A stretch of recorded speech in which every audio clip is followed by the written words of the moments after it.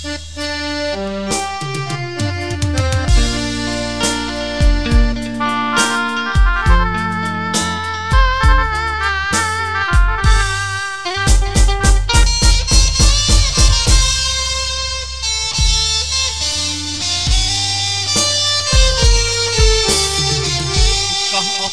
ាតៃមុនថ្ងៃរៀបលិច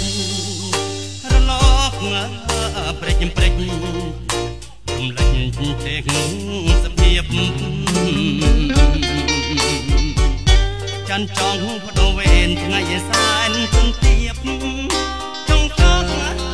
ត្រង់ព្រៀបដូចជួនបផា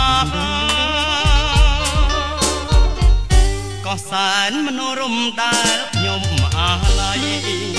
កោះអុកងើញ៉ាតៃនិស័យស្នេ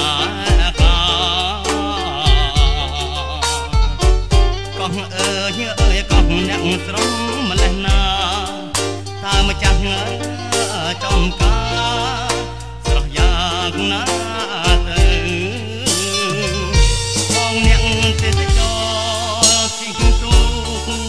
ដល់ឆ្លងមិននឹកស្មានផងថាប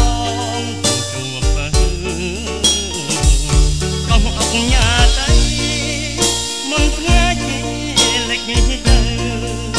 បន្សល់ទុកនៅអនុស្សាវរីយ៍មកដល់ភ្នំពេញសន្ទិញនឹកកោះបងនឹកសំផស្សសម្រស់ឈវី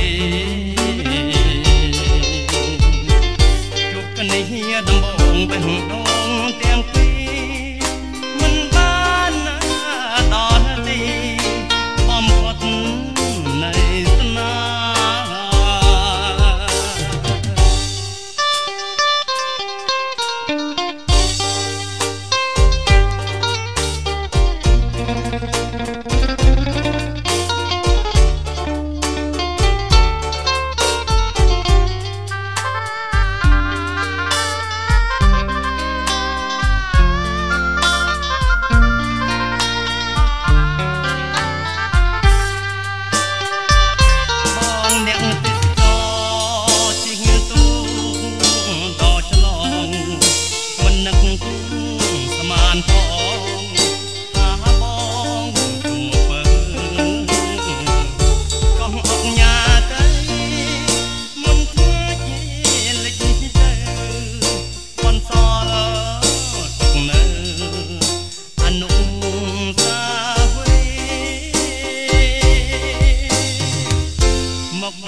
ភ្នំពេញសន្ទិញនឹកកោះ